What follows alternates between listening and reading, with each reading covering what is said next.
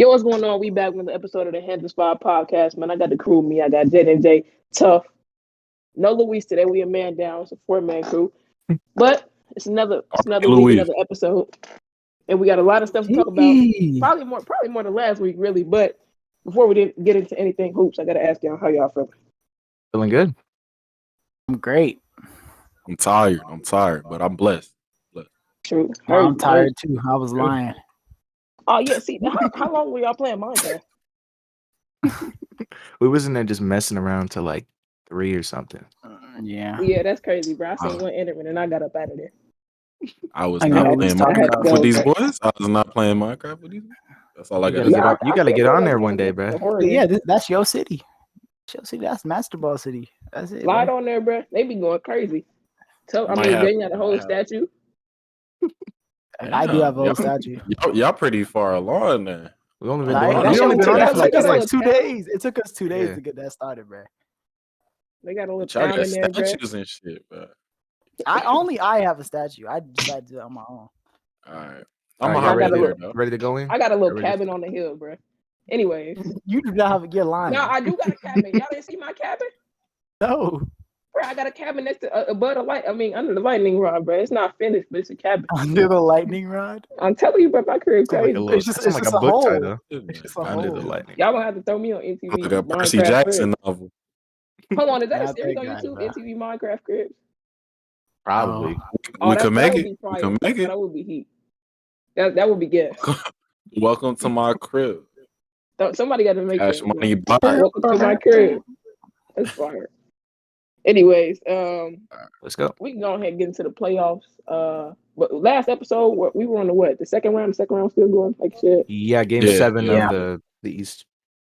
Yeah, now we're in the conference finals. First thing we can talk about is the Clippers down. What is it? 3-2? 3-2. Yep. They were down 3-1.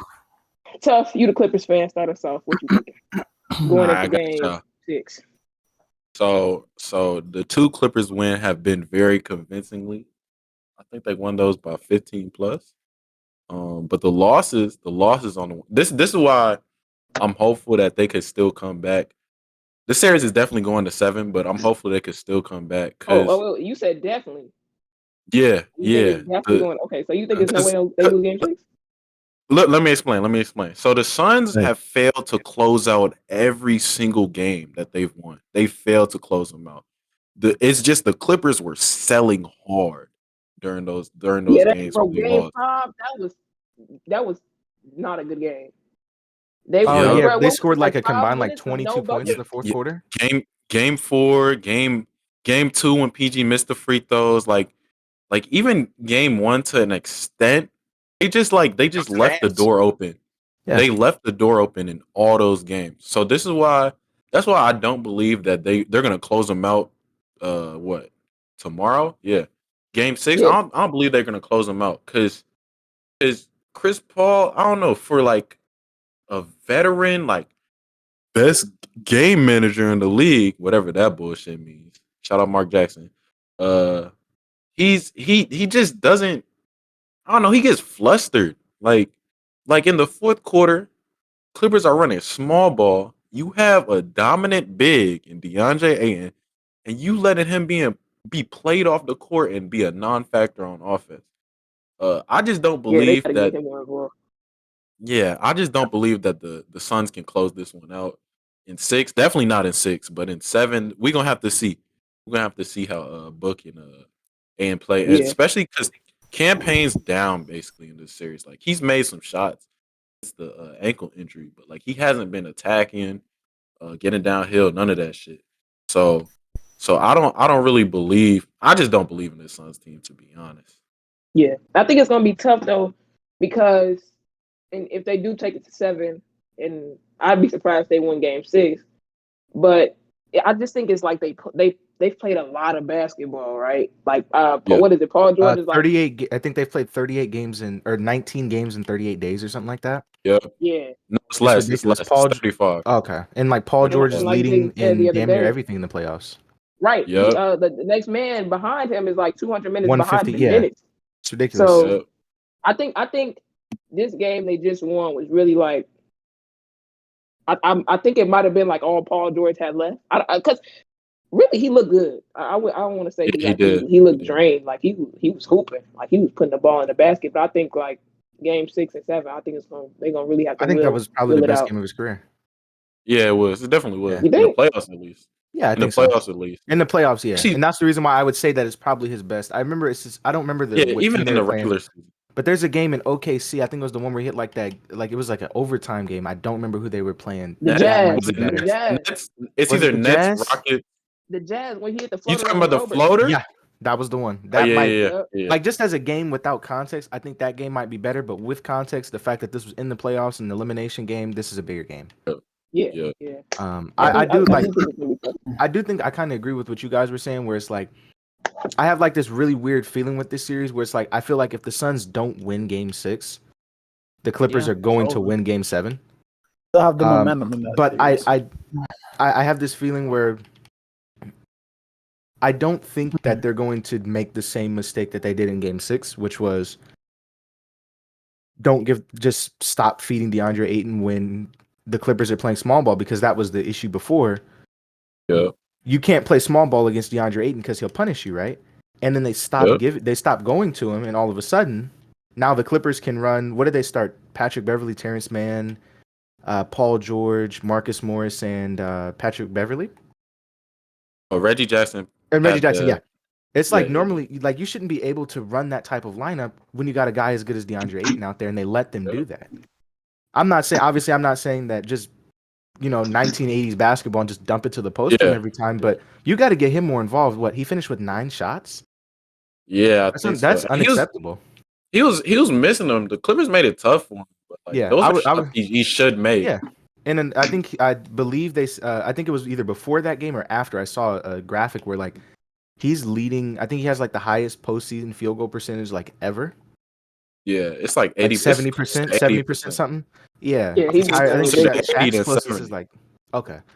That, and then the other one was the choice that they had made to have those minutes. It was like coming down the stretch in the late third quarter, early fourth, where Jay Crowder and Torrey Craig would get the minutes over Cam Johnson, where it was like, well, Cam he was playing his ass off, right? And it's like, well, I haven't seen him miss a shot. Exactly.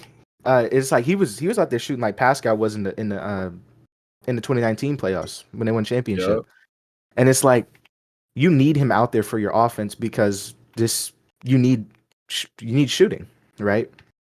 And obviously you want the more physical defenders that can keep up with Paul George, especially when he's playing as well as he did, and that's why they gave Torrey Craig and Jay Crowder so many minutes. But Cam Johnson, you can't afford to not have Cam Johnson on the court for that long. So I don't know what Monty Williams is going to do adjustment-wise going into Game 6, but something has to change, because you do that again, the Clippers are going to pick it up around. So even if Marcus Morris doesn't have the kind of like the Marcus Morris game every series, right? He has at least one every series where he just goes nuclear from 3, right? Then he cools back down and just goes back to normal. I think somebody's going to pick up the sticks, whether it's, DeMarcus Cousins goes for 16. What did he have? 15 yesterday? Yeah. He had like 15 minutes. Yeah, or it's Terrence Mann, just somebody picking the pieces back up. And you don't want that to happen, because, like you said, if they get the momentum and it's Game 7 in Phoenix, that's gonna be tough. Yeah. Oh, hey, I want to shout out my boy. You know what I'm saying? Hey, Tough. I hope you listening. I want you to listen loud and clear. He ain't play last game, but this is his first game missed in what, 3 years? You should know what I'm talking about. You know what I'm saying? Zubac. That's my twin. Come on, bro. I thought he was going to shout out his uncle, bro. He was hooping. His own uncle. I'm done disrespect. I'm not going to disrespect Zoo anymore, because he be battling. Thank you. But he's not. What is he got? Yeah, MCL sprain. I don't know if he's. Okay. I don't know. I think he's done for the season then. Yeah, probably. Okay. Actually, MCL sprains aren't. I think he's done for the series. He's done for the series. I can check real quick. Hold on. Wait, he had a double in the first half, 2 games. Getting clutch rebounds, and they would have won game 2 or 3 if Paul George, bro. Did you see he got the block on campaign at the end? in this game. And if Paul George would have just hit the free throws, we would be licking at that block different. But no, they had to lose the game because Paul George is out there like fucking drunk. I mean, Zoo definitely like he's proved me wrong so many goddamn times. I'm done disrespecting him. Thank you. But This is a great episode. At the end of the day, like he's just not, like I don't know, like I don't feel like his minutes, like as good as he was, like that block and all that, as impactful as he was, I don't feel like his minutes were like that impactful to the game. Like, I feel like Clippers, and I think the reason why it's not as impactful is because the Clippers are way easier to defend when, of course, you're running a 4-out 1-in. Especially with the big man who cannot, it's Zubac, he doesn't have any crazy post game like Ayton does or anything, and he can't shoot. He can't even space it out to mid range. So, he can barely dunk. Right, that's the reason why the Clippers are so much better when they run any type of lineup where Batum's playing center or, but they had Marcus Morris playing center yesterday. Any of those lineups, or hell, even when they're playing DeMarcus Cousins out there, because at least DeMarcus Cousins can space the floor. Yeah. And it's just easier there was like a little string of like plays where he was getting cooked on defense, but there were points in the game where he was playing good defense. Man, like for real. No, it was which impressed me. I didn't think he still had it in him like that. Yeah. No, CP3 was like 5 for 15 on like mid range. I said it when we were covering the Mavericks series when they played the Mavericks. The only reason Zubac was getting played off this court because he had to guard Luka every play off the screen. Now when you got somebody who like Chris Paul where he's smaller and you could kind of get a hand up in his face, he gonna look good off them screens. There were some times where like towards the end of the game the Clippers were just they were letting Zubac play on Chris Paul and Chris Paul was missing. The reason Zoo was getting played off the court against Luka is because his he didn't try defensively. I don't think that was a lack of effort. I just don't think he could keep up with him. He was letting himself get cooked. Like he didn't this series. He was trying to at least go out one step further on Chris Paul. He's been trying to do that. Like he actively did that against Luka. He was just okay with Luka doing whatever. Like he wasn't trying to get one step closer, or he wasn't like he could recover because he can recover. Like he's good at impacting shots off the backboard, but like when he doesn't, we've seen in this series, take that one step out, he's just okay defensively. He's not. Man, bro, it's I don't know, because when they were playing Luka, it would be times where it was like I felt like he played good D and Luka just could have stepped back on like some better offense. Yeah, definitely. I was gonna say I don't even know what to do with that point. If I'm Zubac, bro, and he keep hitting 3 step backs on me, you know what, bro? You have an open 3. I don't care no more. Exactly, but that's what I'm saying. He let himself get played off the court. Like he could have definitely. But I think that's what Bot's saying. It's like I think even if he does take that extra step, that's not stopping Luka from missing. I think Luka's just that he's just really that good. Yeah, that it just doesn't really matter. You know what I mean? Because even after Zubac wasn't playing, right?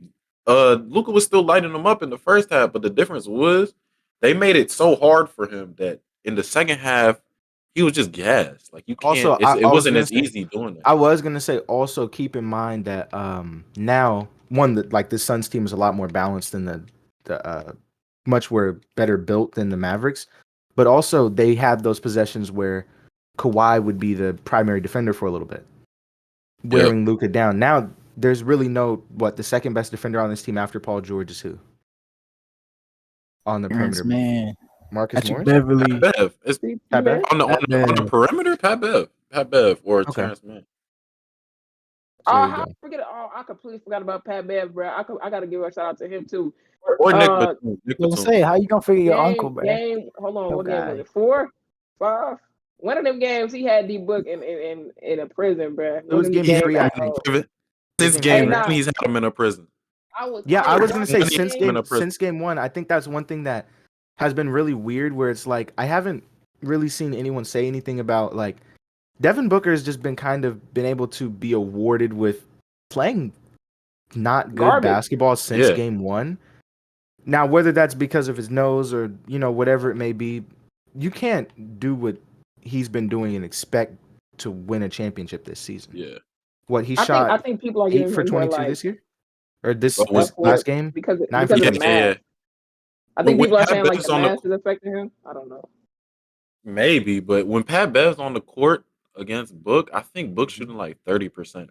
Come on, man. And that's unacceptable. Come on, bro. That's unacceptable. Again, that's another player in the Maverick series where, and I mean, he was getting played off the court because of Luka. You throw him in a different series with a player who he knows he can guard, and he's a god, bro. I promise. And I think that really just goes to show, and I know obviously we're talking about the Clippers here, but I think that really just goes to show how good Luka Doncic is, that he was going at this same Clippers team with Kawhi Leonard. Yeah, everybody was, you know what I mean? Pretty much everybody was up. He was like, he was going. Let's be honest. Paul George was not playing like this during that series. Like until he wouldn't get the opportunity to play like this because Kawhi's there, and that's a big shout out to Paul. Big shout out to Paul George for stepping up in this. In that Jazz series, game 3 and 4, he was playing like this. It's just he was not like as good as this run has been. Like he was not playing like he wasn't playing what he should have been playing like, even with Kawhi. Like he wasn't playing like that. But I think we could still agree that the Clippers team is the one from the last series is still better than this one, even if Paul George is playing better, because Kawhi's there. Yeah, that's all I'm saying. That's all I'm saying. But that series would have been over a lot quicker. That's all I gotta say. Games you think they would have got him going by if Paul George was playing how he should have? I can't remember off the top of my head, but definitely game 6. I think I don't know. I don't remember game 6 much. I feel like Paul George played well that game. I don't know, but game 1 and 2, I feel like those were probably the games they would have. Yeah, I remember he had a good first half of that series. He had a really good first half. He had game 3, 4, 5, I think. I think he played well those games, but I don't remember. I really don't. I don't know. Series is kind of, it feel like all of them are a wash, but I don't even remember no more. Yeah, it's been so damn. I was gonna say some of these games I just don't remember. They just kind of blend together after a while. Exactly. Also, talk about Chris Paul real quick before I guess we move on I was gonna to the say next series. Chris Paul. I feel like these next 2 games they're on him. He has to step up. Legacy games. These are legacy games. Now, again, obviously using a little bit of nuance, we can look at it, but just by looking at it straight up, it's the Suns were up 2-0. Chris Paul comes back, averages 20 shots per game, right? Because right now he shot 19, 5 for 19, 6 for 22, and then 8 for 19, right? He's averaging, I think that's 20 shots per game. And they're 1 and 2 in these games. He's shooting like 30%. That's the not good. And if they blow a 3-1 lead after him coming back in 2-0, because then what it'll look like is Chris Paul came back and then the Clippers won 4 of the next 5 games. And when you play this poorly, he should retire. No, come on, dog. The main I think Chris Paul made like the Clippers were prepared for Chris Paul. Like he made their offense super predictable. Like they're gonna slow it down and play in the half court when he's on the floor. I think the big issue is like Chris Paul just decided that he's back in a New Orleans Hornets jersey and was like, "Fuck doing what we normally do and what got us here. I'm gonna take 20 shots." Not his game. That's not his game. He averaged 14 or 15 points this season. He's taking 20 shots again. I think the Clippers are kind of forcing him into that because like when I'm thinking about it, like they're going over they're going over his screens, but like they're chasing him, right? And so he has the open mid range for the most part, but then somebody steps up, gets a decent contest, and like they're forcing him to take those shots. Like normally he would just kick that out or pass it, but nobody is helping off their man when that happens. So they're forcing him to take those 20 shots again. And they're living with Chris Paul scoring. And one thing I'll say is this is again like on the coach is on Monty is you have to find a way to get DeAndre Ayton more than 9 shots. DeAndre Ayton cannot take 9 shots, especially because we've seen the jump that he's taken even just on a series by series basis. Yep. Look at the games that they won in this series. Game 1, he took 14 shots, had 20 points. They won. Game 2, took 15 shots, 24 points. They won. Winner. Exactly. That game winner was crazy, bro. Right. And then in game, what was it? When they went up 3-1, he took 14 shots and had 19 and 22. Yep. Every game where he's taking this many shots, they're winning games. He has to, especially if Devin Booker is going to play like this and these guys are going to play like this. You have to feed the ball to the guy who's been consistent since the Lakers series. Yeah. You also got to credit Ty Lue with his new defense or whatever, like elite coach, the zone and stuff. The zone, like it's limited. Really limited Aiden's like deep touches. Like Aiden used to get the ball deep in the paint. Like he hasn't done that easily. Yeah. He didn't do that easily last game. I'd say I really do think Tyronn Lue has improved. I think I saw another graphic where it was like Tyronn Lue I think has the highest win percentage in elimination games as a head coach. Yep. 10-2. And I would say I think especially since 2016 when he got hired, I think he's improved. I think he's taken really big leaps as a head coach. Yeah. And I think hell, even in just like the years as him coaching the Clippers this season, I think he's gotten better as a head coach. I think he's definitely he's a lot more adaptive, and I think he's more willing to do these things, these really lineups where you don't have a center out here. You know, because I feel in some cases, and I think the right choice is realizing that okay, Rondo is not playing well. We're not going to give him because you can't and unfortunately you can't afford to give Rondo. You can't even afford to see if it works because he's been playing bad. And at first coming into the playoffs and even early in the series, I was like, okay, well, I would much rather have Rondo out there than Patrick Beverley because Rondo usually turns it on in the playoffs, and that's when I was saying Patrick Beverley cannot get minutes, and the opposite happened. Rondo never figured it out, and now he's out of the rotation. And when you have Reggie Jackson playing as well as he is, and Patrick Beverley playing as good as defense as he is and knocking down threes, there's really no opportunity for him to even sneak back in there. And like as like watching Ty Lue coach and like and I don't know how many coaches would adjust like that. Like Rondo's one of your vet guys. He's one of your quote unquote championship pieces, and you 3 DNPs, right? Oh yeah, I think it's been 3 in a row. I don't know if he's played this series actually. I can't think of a moment where I see him on the court. He played game 1 and 2, and like he was the garbage time. He played decently game 2 when like I'm bugging. He hit a deep 3. I remember he hit a deep 3 in either game 1 or 2, and then like it would have had to been 2. Yeah, it cut the lead down. Or whatever. He had 8 points in game 1 and 2. Yeah, he was decent. Nah, he wasn't decent. He was terrible defensively, but offensively, and I think that's the he was also bad offensively too. That's the issue. Yeah, he was bad all because around. in game 3 he had 8 minutes, and then he had back-to-back DNPs after game 3, and that's now it's 3-2. And just one other like piece is I would say, with the exception of having those moments where I think it was in game 4, where I think that's the reason why the series isn't 3-2 in the Clippers' favor, is because although we were just talking about how well Tyronn Lue has been coaching this series, he has those moments where it's like, okay, well, you guys were up by 12. The lead has been cut to 6. Cameron Payne just hit a corner 3. Mikal Bridges just hit a corner 3. Put Paul George back in the game. It's been 4 minutes now. Put Paul George back in the game. And I think in game 4, that's the reason why they didn't win, because when he got back in the game, he was cold. He was cold and out of rhythm. He was cold and out of rhythm in the fourth quarter. I don't really remember. I really only remember the last. I think it was game 4. I think it was game 4. I could be mixing the games up. It's kind of blending together. But like the whole like the reason why he doesn't why he takes like even when Paul George is high, he takes him out. It's because like it's just a system kind of thing because Paul George has to rest at the beginning of like those big quarters. You have to. He has to get. It's so crazy too because it feels like he's out of the game at the most important times, and then you look at like the stamp sheet for the minutes, and it's like he played 43 minutes this game. Yeah, he because there's no Kawhi, he can't go to the bench and only play 37 minutes, which is still a lot. 37, 38 minutes. He has to play 43 because you take Paul George out the game, all of a sudden. Now you have lose your playmaking, you lose your shooting, you lose your best passer and everything.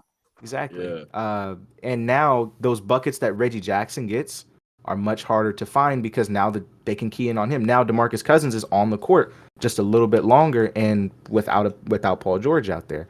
It makes it harder for everyone, and they don't really have. And of course, they probably they wanted Rondo to be that guy that you could put out there when Paul George goes to the bench, but you can't have Rondo out there because it's defensive liability.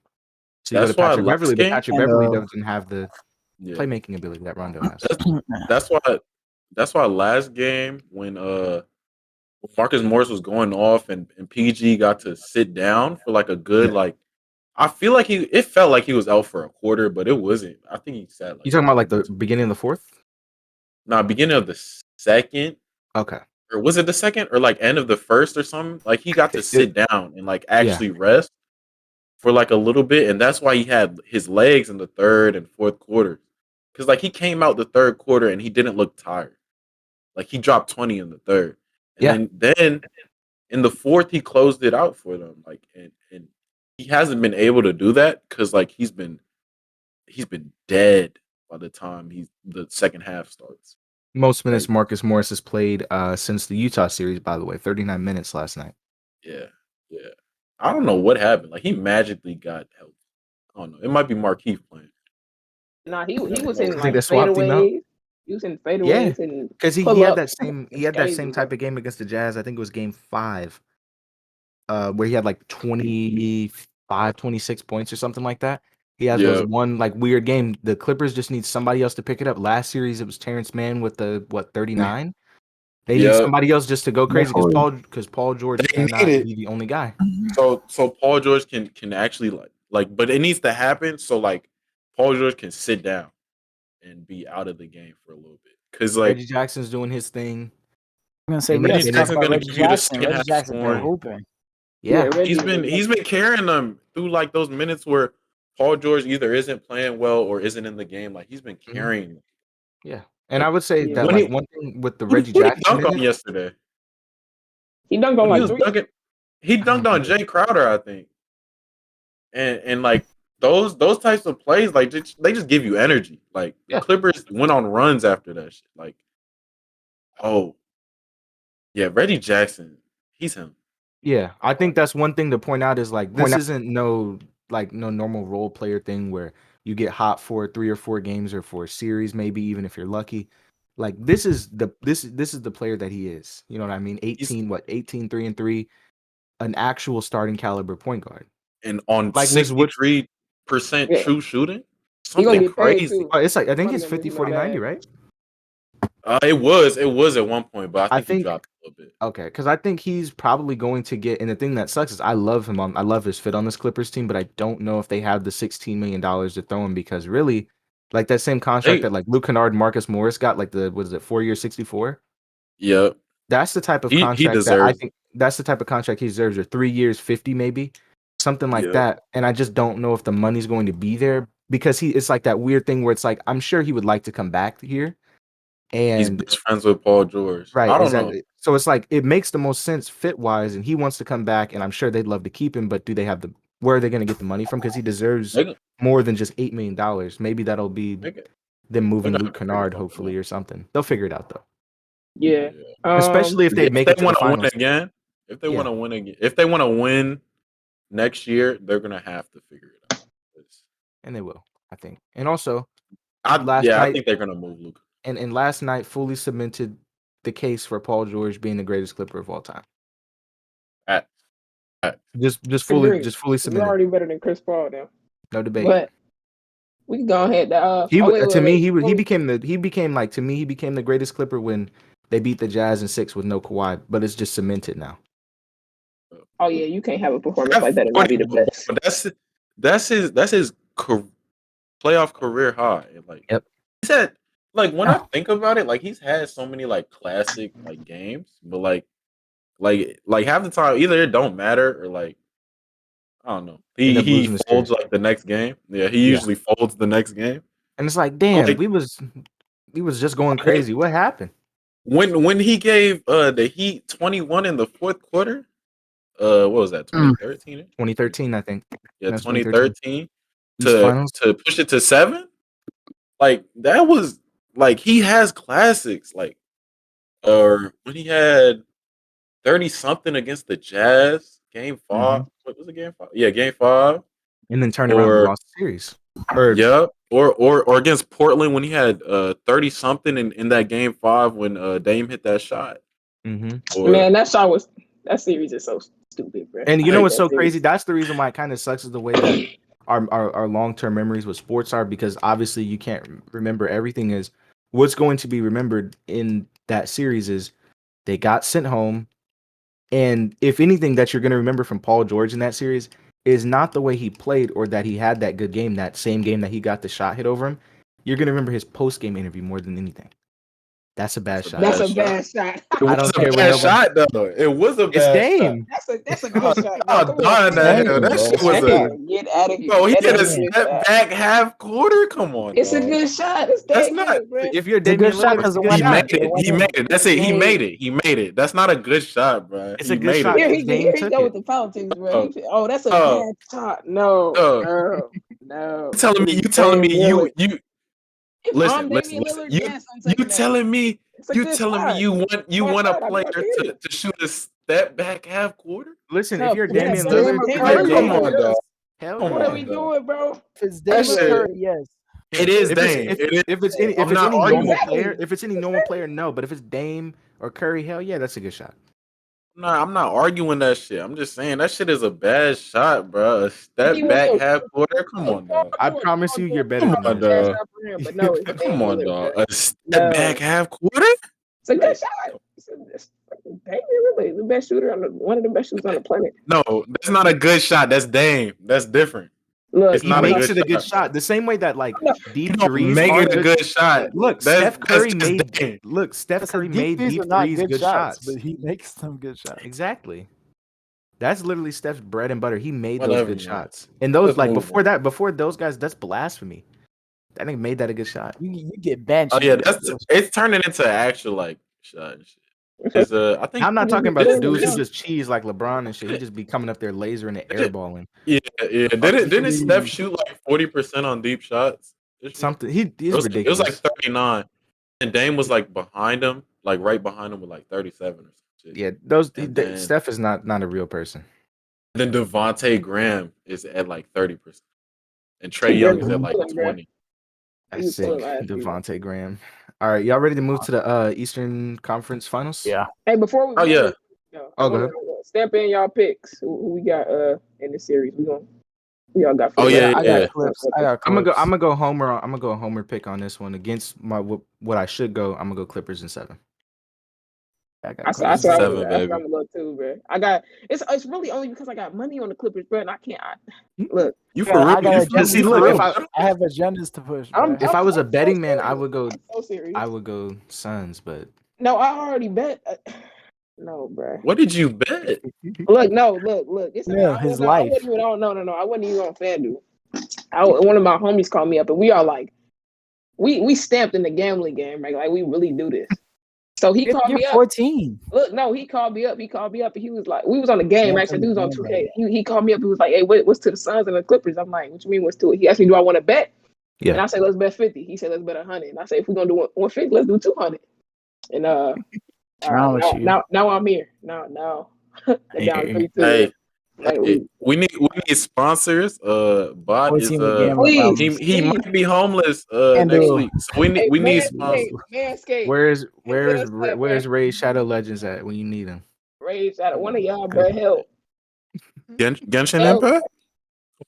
Oh my God, get out of here, bro. When I think of that game, I think of Jasmine. Please stop. All right, on to the Eastern Conference Finals. East, bro.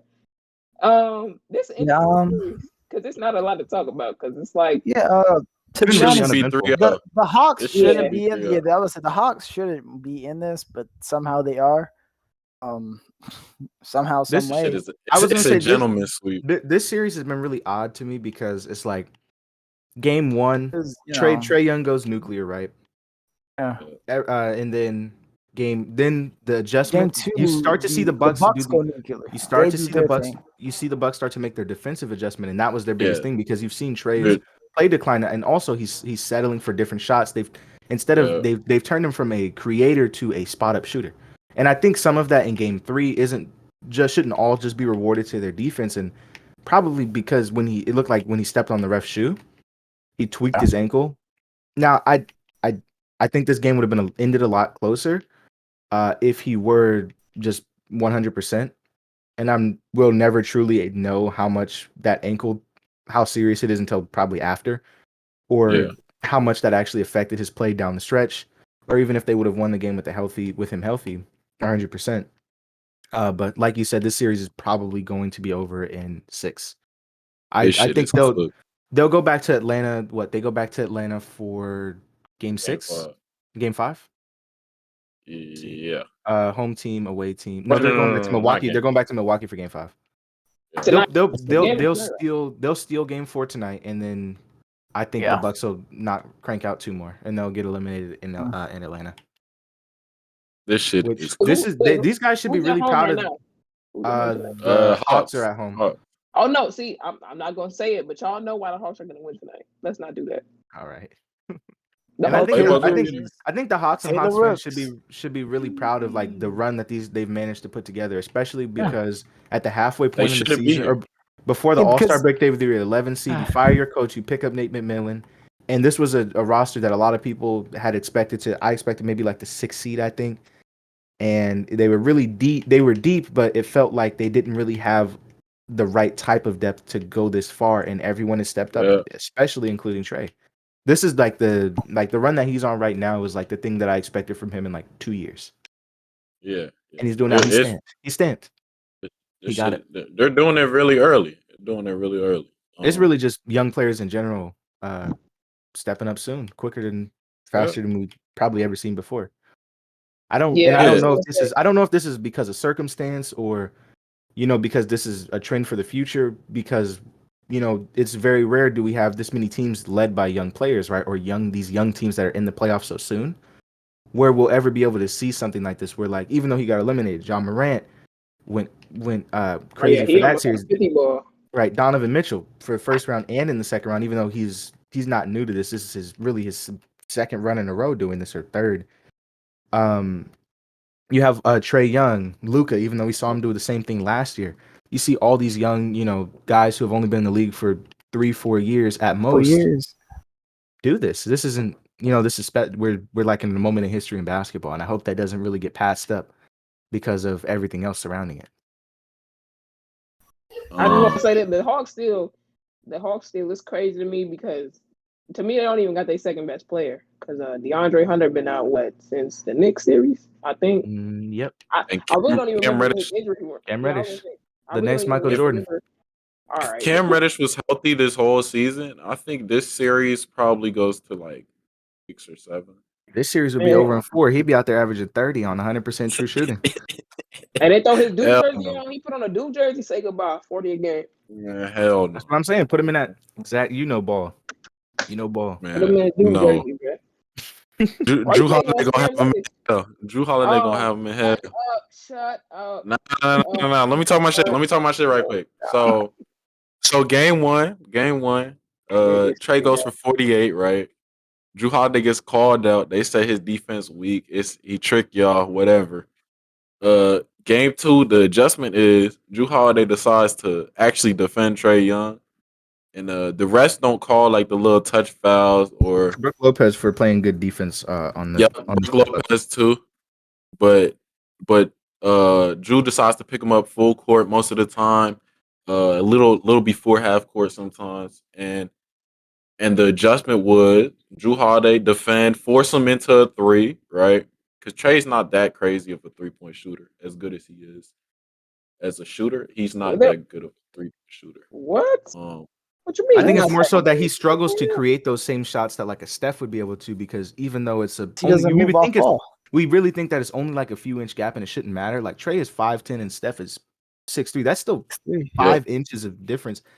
And like that little bit of height and just the and even muscle, because Steph has, compared to Trey, looks like a pencil. Steph shot is quick as hell too. Exactly. And I think that is what allows Steph, to be able to do a little slide and then get the shots open and up. Trey doesn't necessarily really have that. And because really plus Trey's on ball every time, so and it's very pause hard. on this, but literally every inch in the NBA matters, especially with your wingspan. Yep. And so Drew Holiday force him into a three, get a decent contest, run out, and then the Bucks had like 40 fast break points a game too, or something crazy. Wow. Like they were. I wouldn't be surprised they were running. Yeah, they were. Like every Trey Young three, Drew Holiday was cherry picking all the way down the court. Puts up 22. So and that's how they play their best ball though. They went off those fast breaks. Yep. And the Hawks haven't adjusted to that. Like they're content with still shooting those threes, even though which is the reason why I think they're gonna come out and win tonight. They live or die by that. Think so? Yeah, I think this is gonna be the game where I don't know who it's going to be. My hunch is that it's gonna be Bogdanovich, 28, 29 points, something like that. Just an explosion. It's not gonna be one of those games. I think it's just gonna be one of those games where it's just like my guys are just making more shots than your guys. You know what I mean? 28. I don't think it's gonna be a scheme shift where they don't really change a lot. They play a simple pick and roll offense, and then they just shoot threes from the corner, and that's it. And it's just it just matters if the shots go in or not. That's really it. A secondary playmaker on this team would very much help. Yeah. Which is the reason why Hunter is gonna be. Yeah. And that is one thing to like not be remiss on in this series is that they are missing DeAndre Hunter and to a lesser extent Cam Reddish because he played that one game and he played like garbage. What was it, game 2? He played like garbage. It was just like he hasn't played. He hasn't played in. That's what I mean. He hasn't played in 6 months. That's what I mean. It's not his fault that he played like that. He's really rusty. It's his first game back, and it's in the middle of a playoff series. He probably shouldn't have been out there for that long. Once they realized, okay, he got crossed by Drew. It was about time to send him back to the bench. It's like, yeah, okay, we tried it, right? But he's not ready to take deep playoff minutes straight off of the injury reserve list, you know? Yeah, and that's only guys that can do that are like star players. You know what I mean? He didn't even have a whole season. He hasn't had a whole season under his legs yet. Yeah. Oh yeah, shout out John Collins. The Bulls about to sign him to a max contract or some shit. Hey, shout out to him though. Don't wish that negative energy on me. I don't need any of that. Get that away from me. Does. No. He's a plug and play guy. Like he don't deserve a max contract. But I think the issue with it is he does everything well. I think the issue with having him on the Bulls is that could you imagine how bad the defense of having him, Vooch? Oh no, that shit gonna be trash. Exactly. Hold up, they gonna sign him at some max. You're gonna have Patrick Williams zipping around the court trying to guard everybody. What point guard is gonna be throwing him lobs in the Bulls? It ain't Alec. It ain't Tomas. Don't do that. Don't do that. Please don't do that. John Collins, like he does a lot of things well. Like I had that boy chasing. I'm not disagreeing with you. I don't need he's a decent 3-point shooter. Not even decent. I would say he's a good 3-point shooter. He's a good 3-point shooter. He's a decent 3-point shooter. He could operate out the post a little bit. He could dunk. He can dunk. Like, all right, let's end it there, bro. He's a decent rebounder. Like of course he can dunk. He's just a decent ass like play. Like he's just a, you know what I'm saying? Like he's just an average ass player. He's really good. I just want to. He's really good at being average. Yep. I just want to leave like 2 notes on this series real quick. Is obviously it gets kind of repetitive or boring, but Giannis is having another one of those like 30, 13, and 5, series where it's like this is kind of what we expect, and he's doing it, and he looks good. The team's winning. Chris Middleton had a big game. I think it was game 2. They look really good, and then back to like what I was saying before is like I think this might be the best team that the Hawks can put together without a co-star for Trae Young. Like John, like what you were saying, John Collins is really good, right? But he's not an all-star how we think of it when you're talking about in reference to a championship roster. And I think this is like what you just said. They just kind of need to cook for a little bit. I think they'll be fine. I wouldn't be surprised if not next season, but the season after that, they're right back in the same spot. Yep. Just a better team. What was I gonna say? Oh yeah. Giannis. I'm seeing a lot of bullshit Giannis being better than Kawhi, best right. player in the world, or some shit. I don't know what the People hell just that can't is. enjoy basketball without trolling, bro.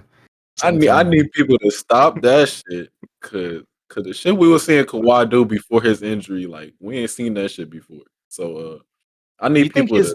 You think I know it got cut short, obviously. You think his playoff run that he had just off of the first 2 rounds, you think that was better than his run in Toronto? Yeah. No, Actually, not. He didn't have the game winners and nothing like that. He didn't have like those like. That's why I said just the first 2 seasons, their first 2 rounds, like just straight up basketball, just no bullshit. He didn't have the moments, but yes, in terms of basketball, bro, he was averaging 30 on 60%. Like that shit is wild. I didn't know it was that high. I knew it was high. I didn't know it was that high. Shaq was even doing that shit. Or well, Shaq was doing it, but he wasn't shooting from 13 Shaq's feet. a center, yeah. Average shot difference. Like Kawhi was really Shaq doing was just that. pushing people over. Exactly. Shaq was really doing that. All right. We close on everything in this series. I believe so. Let's go to playoffs, man. It's getting shorter and shorter. We haven't. We got news. We did give predictions. So predictions. I got the Bucks in 6. I got Bucks in 6. You said 5, and Bot, what's your pick? I'm gonna go ahead and say Bucks in 6. They're gonna take the one tonight at home because a certain someone's gonna be there. All right, but who's gonna be there? Tell the world. Come on, man. You know who's there, bro. You know who's gonna be there. Repping the A. They got Quavo there too. Quavo gonna be there too. He giving good energy. They actually need to sign him to a contract. Anyways, Quavo. And then I guess we can just get into the first piece of news. The Olympic roster has been announced. The full 12-man roster that'll be going to Tokyo, I think July 19th, consists of Bam Adebayo, Bradley Beal, Devin Booker, Kevin Durant, Jeremy Grant, Draymond Green, Drew Holiday, Zach LaVine, Damian Lillard, Kevin Love, Chris Middleton, Jason Tatum. I think you said July 19th? I believe July 19th is the correct date. The finals don't end until like August, right? No, I think the latest. Excuse me. July 23rd is when the Olympics begin, and I think the last day of the final, like if the finals goes to 7 games, I think it would be July 20th. I think that is how it works. How the hell are Drew Holiday and Chris Middleton supposed to? A boss call go straight from the. They go. them boys stupid. Man, they wait, bro. Y'all already know I could have that last date wrong, but I think it's pretty close. I like all these picks on this team except for the Kevin Love one. That one's really weird. Oh, Kevin Love's on that team? Yeah, he is. Nah, they needed a white boy. Could have threw Joe Harris. Should have threw Duncan Robinson on there. Get a real shooter. Throw him, Tyler Hero. Let Tyler Hero hoop out there. All right, but they can't act like those players are stars. Like they could still act like Kevin Love is a star. Kevin, you saying he out there for scare tactics? Last time they seen Kevin Love was in the finals. That's what I'm saying. Like they can still act like finals, Kevin not Love. The 2018 finals.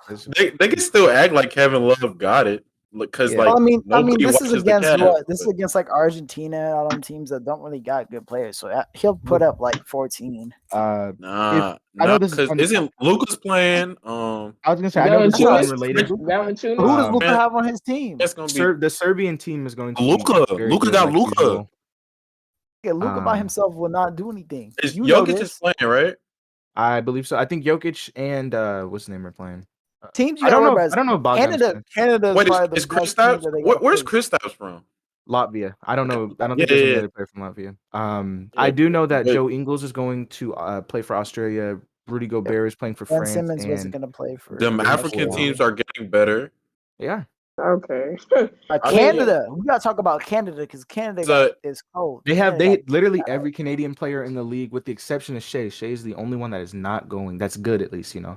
Nikhil's going. Anthony Bennett gonna carry them a great. I'm telling you, Anthony Bennett gonna go crazy. What team is Patty Mills? Is Giannis?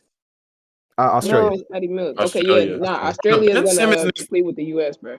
Ben Simmons should have definitely played. The U.S. Yeah, that's not something crazy. They always do. Ben Simmons is running from the grind. Is Giannis from the grind? Is Giannis? I believe him and his brothers are going to. Yeah, I don't know if they are. But yeah. They should. What is it? 4 of them? Yep. The Nas's They gonna throw alley-oop. They're gonna put up something. Because the thing is, the Nas's, when he's not in a Bucks uniform, he's actually pretty good. Well, Like, we'll see when they. I think they have to. I don't know if they've announced the groups yet. Highlights. We'll I see. watched his overseas highlights, and he won Finals MVP in Greece. So like he's not bad at basketball. As much as people love to believe he's a bad just NBA a player. He just Yeah, looks he's like just- when you cheerleading on the bench.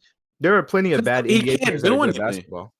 He literally can't do anything for that Bucks team. Like he doesn't provide spacing. Like he doesn't and his best play is when he has the ball. So like you're not going to get the ball on that team. They're trying to win games. Exactly. So kind of like it's kind of obviously Evan Turner is a much better player than him, but it's kind of like Evan Turner when he was in Portland a couple years ago in 2016. Exactly. Y'all want to move on to the lottery?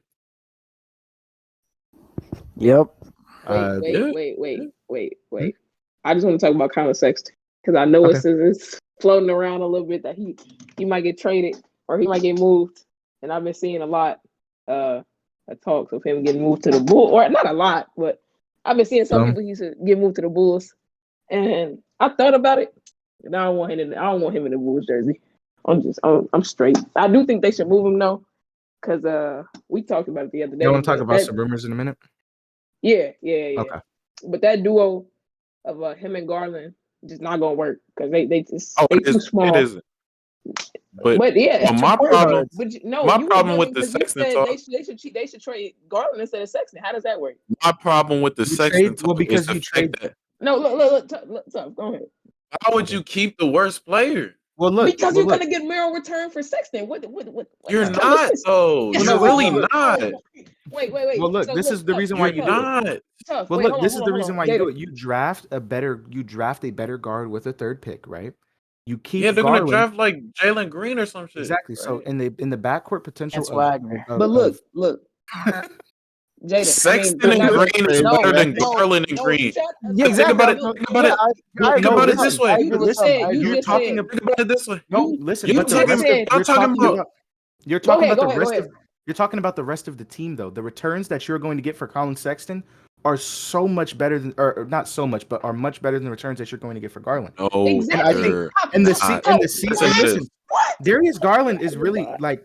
I think one thing that people forget about is this is really Darius Garland's first full real season, because when he was a rookie, he played a rookie season where he played 2 college games and had like no camp. I don't think he had any camp. No, terribly. And he came out, and now he's turning it around. He had a good season this season, and he's going to continue to build off of that. He's playing well. I'm not saying Garland is a bad player. But listen to me. Can I speak? Damn.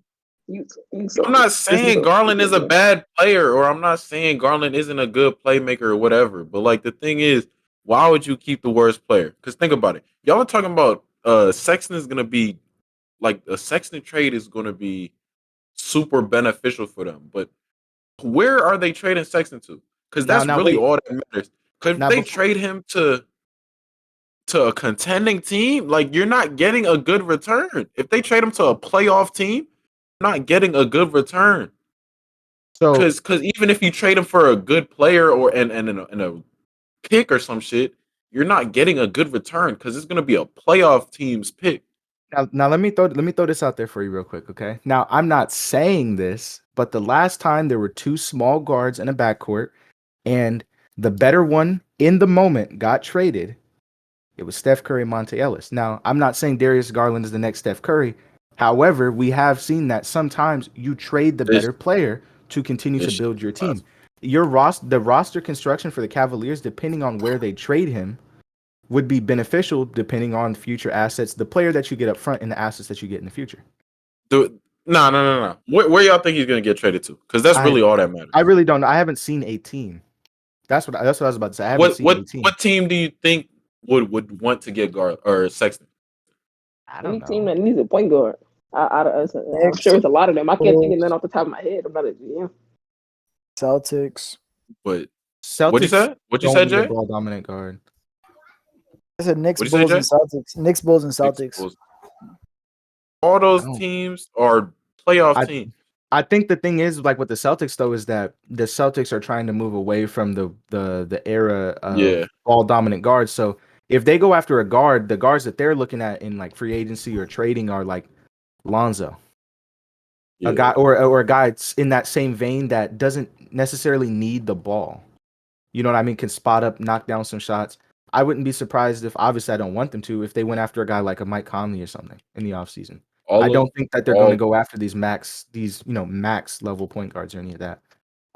Sexton is going to get traded. Like if you trade Sexton, you're going to trade him to not a contending, but like a playoff team. And frankly, I think more realistically, you're not going to get a good return on that. And I think, frankly, we're wasting time on this because I think what's really going to end up happening is we're going to get closer and closer to draft night. Right? They have the third pick. And the first overall pick is going to be Cade. We already know that's going to happen. That's written in the stone. Second pick is probably going to be Mobley off the board, right? Obviously, the two best players are going to go number 1 and number 2. The third pick comes around. They're sitting there. They say, okay, well, we have an undersized backcourt, and we have pieces, right? They got Jared Allen that they owed money to soon, right? I think after next season, they got to extend him because he didn't get the extension from the Nets. And they're going to sit there. They're going to sit with that pick, and they're like, well, we can trade Sexton or... right, because obviously Jalen Green is the right pick to make there and just trade Colin Sexton. Or more realistically, what the Cavs are probably going to do is do a slight reach and go Kuminga at 3, which maybe not the best idea, especially because if you could probably trade down to 5, but then you start running you start playing the risk game of, well, now we just went from the guy that we really like, and then we went to our best fit, and now we're with the guy who was like 3rd on our draft board, regardless of fit. Or they could Scotty, just and be Scotty the Cavs and draft Franz Wagner. Franz Wagner 3rd. If Franz Wagner gets drafted 3rd overall, that's white supremacy. But here's what I think. I think you trade Garland because you can afford to trade him to a bad team. Like a bad team would want to scoop him up. So I think a bad team would want to scoop up Colin Sexton too. No. They're only a year apart. No. Listen to this. Oh, as much as a bad team would like to scoop up Colin Sexton, like Sexton's gonna most likely get scooped up by a playoff team. What makes you think that? We can just ask you that. What makes you think that? Because playoff teams need a guard like Sexton. Who? They're gonna want a who? What playoff? I don't know, like what exactly. So if you're saying playoff teams and you don't know one, then stop saying it. Because he's gonna get traded to a playoff team.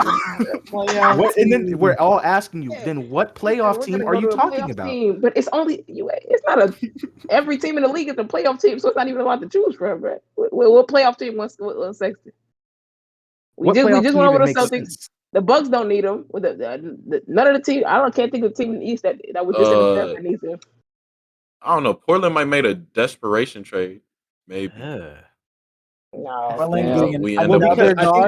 what'll end up, I think if a Portland deal happened, it would be based on CJ and then role players and picks, and then it's like, well, is the improvement from CJ to Colin Sexton worth losing your depth? No, but it's a desperation trade, so they wouldn't do that. And I mean, is an extension of Norman Powell worth Colin Sexton? No. If they want to keep Dame, then they're gonna make a desperation trade. I feel like. They got 4 years. They got 4 years on that deal. They are not moving him anytime soon. They don't care. They got that man on. I'm just saying. They're gonna have, like, Dame is getting upset or unhappy or whatever. Like they're gonna have to make a desperation trade at some point. The desperation trade will be when he's on his way to Utah. Oh, let's stop that. All right, let's go ahead and do the draft lottery real quick. Yeah, I forgot to do that. Congratulations to the Detroit Pistons. Won the draft lottery. The Rockets had the pre-lottery odds. They were supposed to be first. They had the worst record in the league. Thank God they didn't get the first pick. They're second. The Cavs are third. The Raptors are fourth. The Magic are at 5. The Thunder fell to 6. The Warriors at 7 with the Timberwolves pick. Bulls at 8. Kings 9 for the second year in a row, I think. Or did they have 11 last year? I don't remember. The Pelicans at 10, the Hornets 11, Spurs 12, Pacers 13, and then Warriors 14 with their own pick. And also keep in mind that the 8th pick is the Bulls pick, but it's going to the Magic. Man. And then I guess we can on a later episode we can do our mock drafts once we get our big boards and stuff together. Yeah. Y'all think the Pistons are a historically great franchise? Technically What do speaking, you yes. consider great? That's an interesting question three- because they 3 championships with 4 finals appearances, I think. Oh, 7. 7. I guess. I mean, they Yeah, I would say got they some- are. I say got as of some in the recent, they're 90s. not good, but yeah, they're pretty good. Yeah, I don't know. They always two just kind different. of pop up, like just out of I was nowhere gonna and just get it I right. was gonna say because I think the difference between them and the Bulls, right, is the Pistons have had 2 eras of winning basketball. You know what I mean? They had the 2000s and they had the late and then the 80s, right? Where it's like the Bulls, all of their winning and success is sucked into one A decade. decade. Yeah, So I don't know if I'm I would looking say at this that shit they're. right now. I don't know if I would say they're a great franchise, but I think they're a good one. Because when I think of great, I think of the Lakers, the Celtics, the Spurs. I think of those guys. You think the Warriors are in that mix? Because the Warriors, I'm looking at this shit right now. They're good. Yeah. They're very good. I think the Warriors. I just don't think Warriors got 6 championships, 11 finals. It's a damn good record. I think they in that great tier. Just because They're they're great. great. You think so? Interesting. Because man, I don't know. But speaking of the Warriors, though, I think I was listening to I was actually listening to Through the Wire, and they reminded me that James Wiseman is still on the squad. I swear I'd be forgetting that he even played for them this season. So I think they don't really have a real reason to take anybody at 14 or 7 or what is it, 7 or 14, right? I think they definitely have a reason to take those guys. They just don't need to draft. Yeah, I was gonna say they definitely need depth. If anything, France Wagner. Stop saying France Wagner, bro. Before this, Wagner. before the Paul George playoff run, if Kawhi left and all that shit, those picks would be traded for Paul George. But after after this playoff run, that shit not happen. Yeah, I think the ideal thing is if they decide not to move off on the picks because they're in this really weird situation where because they're over the tax apron and the luxury tax, they can't do a sign and trade in which they receive a player, right? So they can't sign and trade Kelly Oubre's money to send him somewhere else. And the only way they can make a deal at this point is they can trade Wiseman and those 2 picks for someone on the rookie deal still, or Wiggins, or they would have to trade either Wiggins' contract or Draymond's contract plus the picks and Wiseman for a superstar, not superstar because there really isn't one available. Picks for Pascal Siakam. Who says no? Oh yeah, his name is floating around too. I forgot. Yeah, I because at first Toronto gets their star player. Because at first I really liked the idea of where it was the Warriors would be able to roll out a full-time lineup where Wiggins is still there, right? Where they go Steph, Clay, Wiggins, Siakam, Draymond, and then Jordan Poole off the bench. And then that's when I did some research into the luxury tax and the situation that they're in, and the only way that they would be able to get Siakam there without doing that would have been in a hypothetical sign and trade, but they're over the tax apron, so they can't receive a player in that. So they have to give up one of those 2 guys to get a player that's making that much money. Yeah, I think if that does happen, for Siakam is probably one of the best things. I don't know if they would do that. If something like that does happen though, hey, Maple Jordan goes back to Canada. Yeah, because exactly. I love it. Maple Jordan. Because Wiseman, he's good, right? I think we can all say he has potential to be an all-star or whatever. Oh, y'all I don't know if I would, but I'm good. He has potential to be better A. than what he is what I'm saying, right? No, he has potential to be better than he is. I just don't think that he on the Warriors because they I think just in general. Big man. Like I said, he's gonna probably if he becomes anything, he's gonna probably be like Ayton right now. I think his ceiling is where DeAndre Ayton is right now. Exactly. Because the Warriors they're not limiting him, but he's not gonna be. No, it is limiting. He could become an all-time great, but the Warriors, the way the Warriors system is and all that that's now, if he got his own team, he could. But he's not. I think he's not good enough to be one of those guys where he gets his own team. Exactly. But sometimes you just don't end up in those scenarios. I I don't really know where. Another one that I had saw was DeRozan to the Warriors. They do some stuff moving around, and I actually like that idea. Like I liked it. I just think of his shooting outside of the Brad. I just think of his mid range. And also Oubre trade DeRozan for Do you think he'll be back? Just before he move off the Warriors? Yeah, do you think he'll be back on the Warriors even despite how bad he was playing this year? I don't think the Warriors want Oubre. Oubre is garbage. Oh yeah, no, that man. Tsunami Poppy up the squad. Get Tsunami Poppy out. That man is trash, bro. What did you just say? Get Tsunami Poppy out of the Warriors, bro. I don't. Because that's a filthy nickname. No, look. This is why I call him that, bro. The Warriors got France Wagner. That's his ad. No, we were on his email too. No, look, me and Kelly Oubre were cool. He was on my fantasy team. I dropped him on fantasy, and I promise you, he had the worst fantasy season I've ever had. So I don't want him in the league. Garbage. I don't even want him in the league. He didn't make a single three for like 8 games, and he shot over like 100 threes. I know. It wasn't that much. It was like he missed like 30. I know. It was at the beginning of the year. I know we're not speculating on the draft, but if the ideal pick for the Warriors at 7 is it's Wagner. Is stop. The ideal pick is I don't know because I don't know what France Wagner does, but the ideal pick would be like if they could get Scotty Barnes, and I think the realistic one is Jalen Johnson. I really like both of those guys' game, and I like Jalen Johnson a little bit more. I'm gonna be honest. I think Jalen Johnson is gonna slide down the board because I think because he had like a similar thing like with Cam Reddish at Duke, where it's like there's really no reason that Cam Reddish should have the 10, but he had a bad season. And same thing with Jalen Johnson. He had a bad season. I think he's going to fall lower than he should normally, and people are going to be surprised in a couple of years. And it's like he's had it. He's had it for a minute. He went to Duke, right? Yes. They were just bad. Yeah. I mean, I'm gonna be honest. I did not watch college basketball this year, especially if teams was in the tournament. I was not watching that shit. It's good, bro. Yeah, Duke was I refuse to watch Duke basketball anymore. I'm not gonna tell y'all that on the podcast. I'm not gonna tell y'all on the podcast, but like I refuse to watch that shit. If I had to see him play, if I had to see him over at Duke, bro, he got ops over there. But I'm telling you, if I had to see him, he plays basketball. If I had to see him play in a damn Duke uniform this year, I would have shot up my TV. That man is garbage. That man is garbage. He don't deserve that Duke scholarship. And I'm not gonna say okay. I ain't gonna say too much. I ain't gonna say too much. All right. Man, that's y'all wanna go into the new head coaching hirings? Oh, okay, yeah.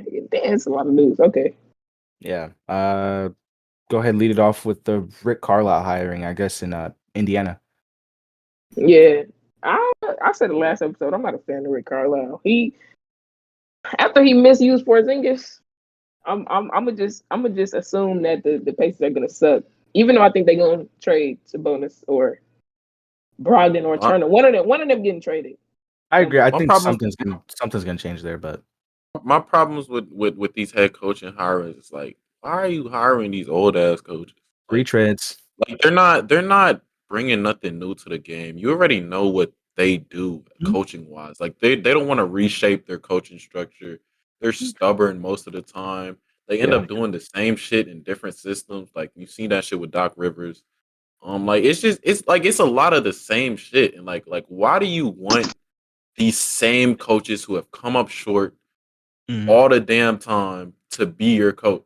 Like, why? I will say, I feel like we're in this like really weird section where like certain coaches are being brought back into the talent pool, where it's like, frankly, at this point, even though I may have said something before, I don't think Mike D'Antoni should get another head coaching as a head coach.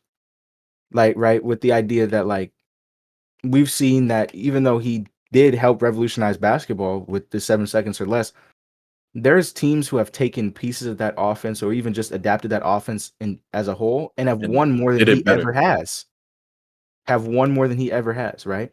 And it's like, okay, well, maybe you're the problem, buddy. And especially because it wasn't at first, right? It was like as we creeped into the 2010s, it was like, okay, well, certain coaches are catching up to what you're at, and now the entire league is on to where he's at, and I really don't think he really has that in him. And I frankly, I think the best coach available right now that has been previously a head coach is Steve Clifford. That's really the only, like, if we're talking about someone who's been a head coach, Magic head coach, really good. It's one thing that he can do in his defense. I don't I don't know about Mike. Managed to have them as a solid defensive team with Vucevic starting. And I think one thing is that I don't like is that, like what you were about to say, is like there are bad coaches that continually get jobs. One who just got hired in Dallas, Jason Kidd, and they just seem like they're intent on pissing Luka off. Back to Mike D'Antoni. I don't know if I agree with you on, like, he's not one of those old coaches to me, because he as time goes forward, like, yes, he's stubborn and sometimes, like, he doesn't do things his roster. He doesn't coach his roster. He coaches, like, his ideals or whatever. But I don't know if he's one of those old coaches to me, because, like, I don't think he's on that same level. But I was saying that I think if you want a coach that has that same system, there are coaches that are doing it, that are not only doing it at the same level that he's doing, but they're doing it better. But my thing Mike is, D'Antoni isn't going to be your coach for forever. True, but he's constantly pushed the ball forward, so I feel like he deserves a coaching job. Like, he's constantly done that. Like with James Harden, like what he's doing right now, forcing teams. Like, he had James Harden's Rockets shooting 50+ threes a night. And now that's what I'm saying. It's way more teams that are doing that are creeping towards that high 40 number. Yeah, it's not. He's not doing anything special anymore. No, but that's the thing. Like, he's with the 7-second offense, and then with James Harden, like, every time he's coached a team, he's pushed the ball. So I don't know if I agree with you. See, but look, this is what I was about to say. Remember, they started running like that. Well, because like one last one before we move on to the next coach is like he started using micro ball last year, right? When they had Robert Covington and PJ Tucker out there, and guess what? Tyronn Lue is doing it. He's using it better in the Sun series right now.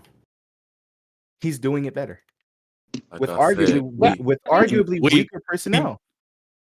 D'Antoni he has the mind to just push the game forward. We need that so that these other coaches could do it better. And guess what? Those are what assistants are for. That's not lobster, bro. Because look, guess what, Nick? Because remember when the Raptors had that one really good season right before Dwayne Casey, when he won Coach of the Year and he got fired?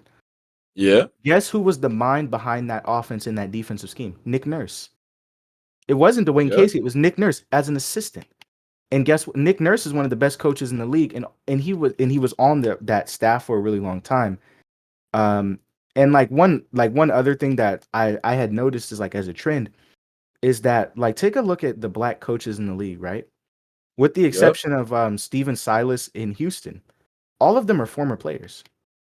It's almost as if, like, as a black head coach, no matter how qualified you are, unless you are a player, you really do not stand a chance at getting these jobs. And it just gets worse, especially when you have these retreads continuing to get jobs. Why does Jason Kidd have a job? Stinks. See now that I don't see. The thing is, you can't put Mike D'Antoni with those people. Like, Jason Kidd I'm not putting him there. I'm giving Jason Kidd as an example as a coach that is not good. And then another one that really bothers me, I think, Rivers don't deserve a job as a head coach. No. Who? What'd you say? As a head coach, no. Yeah. Because now and that was one thing that I had did at the beginning of this season is was like, okay, I think the Sixers can get past them. This shouldn't be that. Yeah, the Hawks are good, but this is the Sixers. And all I'm going to say, if you look at Doc Rivers' track record, look at his teams that don't have Kevin Garnett on it, and where do they go? The second round, and that's it. Doc Rivers. A Doc Rivers team without Kevin Garnett. He shouldn't even won that finals. That shit. And the thing is he's not a bad coach. He's an average coach, and he's stubborn and doesn't make adjustments. Right, and the teams that pick him up are supposed to be championship contenders. Yeah, and you can't just have an average coach as a championship contender. He's an Indiana Pacers ass coach. I feel like that's a team he should be. Just keep them average. 7th or 6 to 8 seed. You could get them there. 7th seed. They're gonna be in the playoffs. They're not gonna be doing shit, but they there. Like that's Doc Rivers. Painfully mediocre. Is that what you're saying? Yup. Exactly. There you go. He's speaking from experience, too, bro, from last year. He put me through. He's speaking from the heart. And I think that just really just goes to show how good of a coach Tyronn Lue is. This roster isn't like at its core. It's really not that much different. It really isn't. Had all these players. Reggie Jackson was there. Paul George was there. Kawhi was there. Zoo was there. T-Man was there. Like all the players who like Serge wasn't there last year. Other than that, like every player was there. Like Pat Bev was there. And even then, Serge isn't playing right now. The players who are playing really well right now were all there. Yeah. Like, and that's crazy to me. Because people was talking about that team was soft, not resilient, all that shit. Last year? Here we are this year. Yeah. Talking about last year? Oh, they were. Yeah, they had Trez. They had Trez and Lou Williams. That was the problem. Yeah. They had Trez and Lou Williams. I was trying to tell people. I don't know about now. I'm looking back at it. I don't know if Lou Williams. I think Lou Williams opened up PG to become what he is now. But Trez was definitely garbage. Need him out the league. Lakers fans got a first-hand scoop of that. All playoffs or for the playoffs, that man started getting DMPs and winner go home situations. He's really a small Andre Drummond. That's crazy to me. High energy Andre Drummond. You can't even say that because Drummond gets bored. Exactly. Yeah. Drummond be jogging. That man, Trez just garbage, man. I don't know. He tricked y'all. 6'7" center just jumps high. That shit trash. He don't even jump hard, man. He can't play defense. He can't like what does he do? He be getting them little touch shot. He getting the little touch buckets around the rim. Yeah. He got a high motor. A high motor. That 6 months a year is fake. It's fake. Got a diamond test. Diamond tester? That shit fake. He don't deserve that. We'll deserve another one. Is there any more coaching hirings other than Jason Kidd and Dallas? It's one more. Ime Udoka. Congratulations. Ime Udoka, new Celtics head coach. I'm glad they hired somebody who hasn't coached before. Has he? No, he has not. But I believe exactly. he's been an assistant for a while, like the same way Stephen Silas was, just for a lot shorter time. I'm glad they hired somebody who hasn't been a coach though, like a head coach. Because also before we bringing in new energy, that's great. Yeah, and before we move off of head coaches, real quick, when we were just talking about bad coaches consistently getting jobs, Luke Walton. I can't put into words how much I dislike that man. Just as a coach, he like deadass is genuinely the worst coach in the NBA, and it's no contest.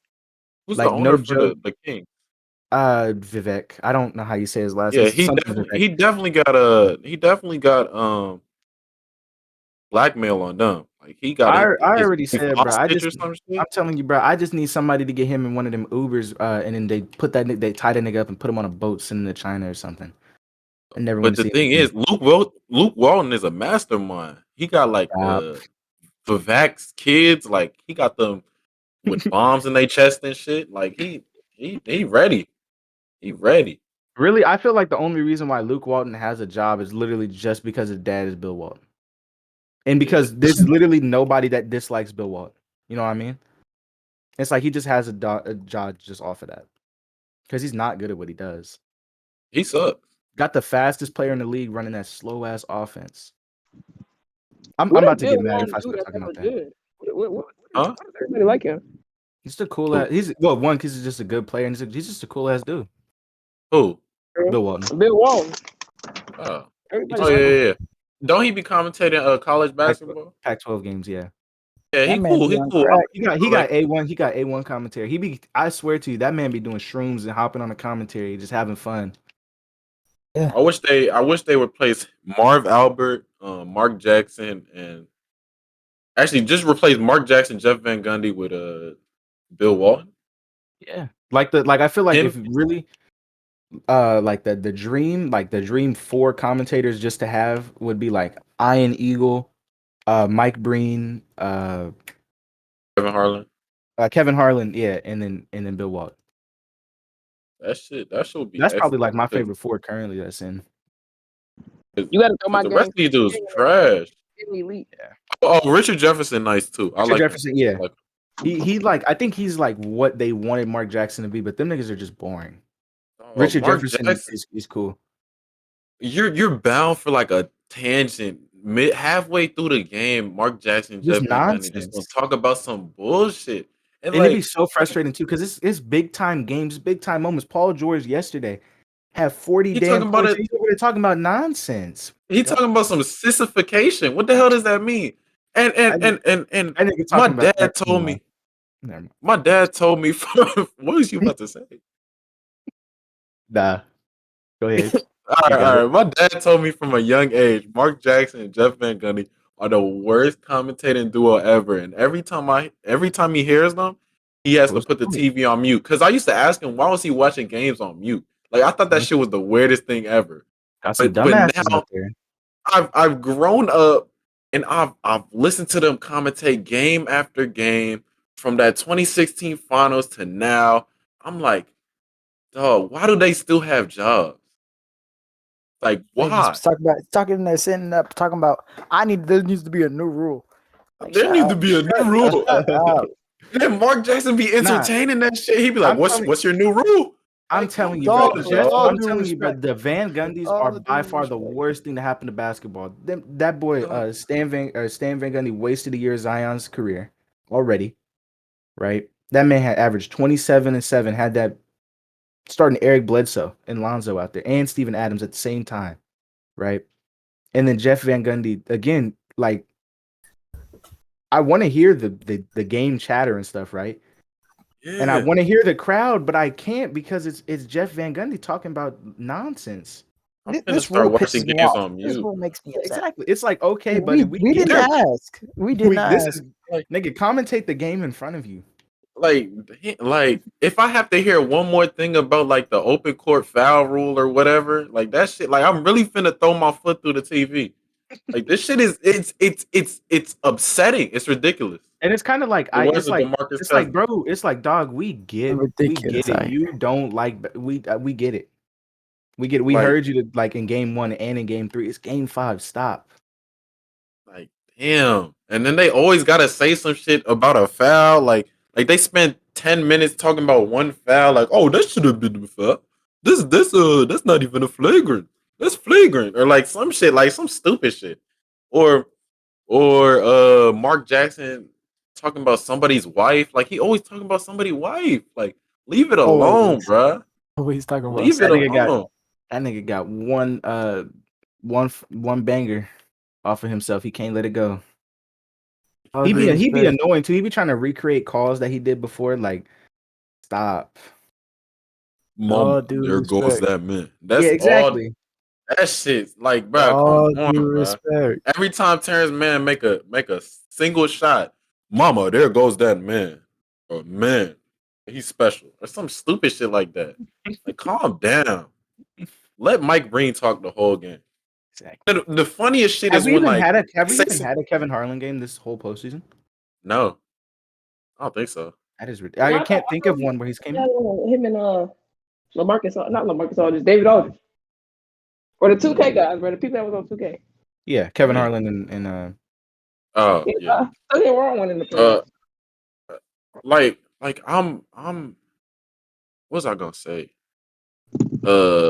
Oh yeah, the funniest shit is when Mark Jackson, Jeff Van Gundy go on a tangent about nothing. They say some stupid off the wall shit, and then Mike Breen just sit there for like 10 minutes. He can't even say nothing. It's like there's an awkward silence after they say the dumb shit, and Mike Breen's just like, back to basketball. He waits for like somebody to score. He like points out like a random person in the arena.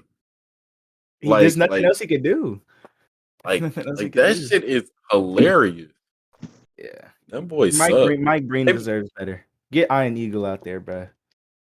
They be having like a whole podcast on on air. Like, bro, we trying to watch trust the me, game. Jeff Van Gundy is the last person I want to hear talk.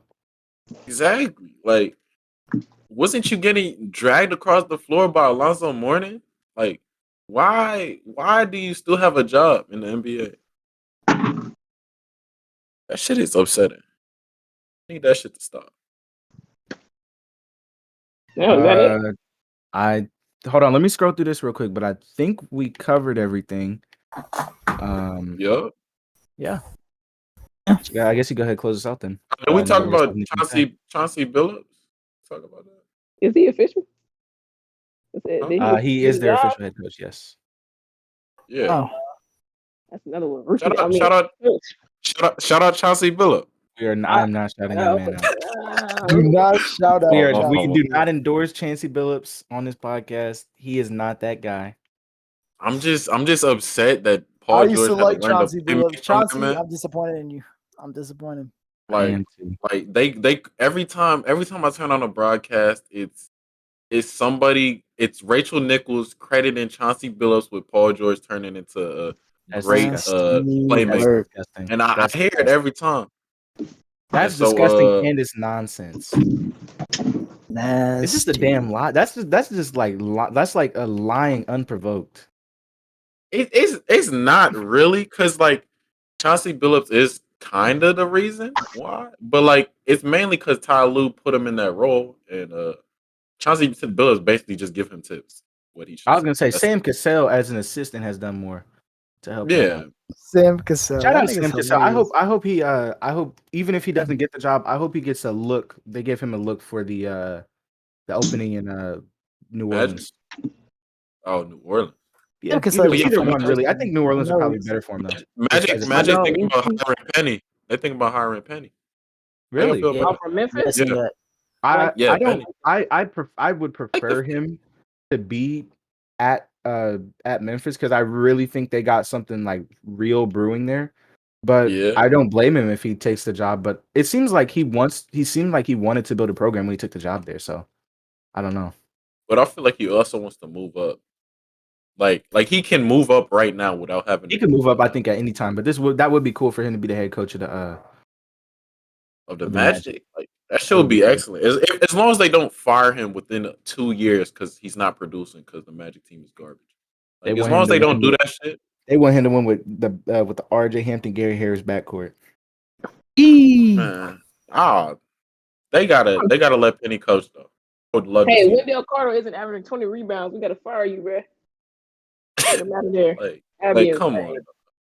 Mo Bamba is still underperforming. Like come on. What did you expect? He don't even start no more. Yeah, but weren't they giving his minutes to Kim Birch? Yeah, and when they got Wendell, he immediately to the next seat. 15 minutes a game.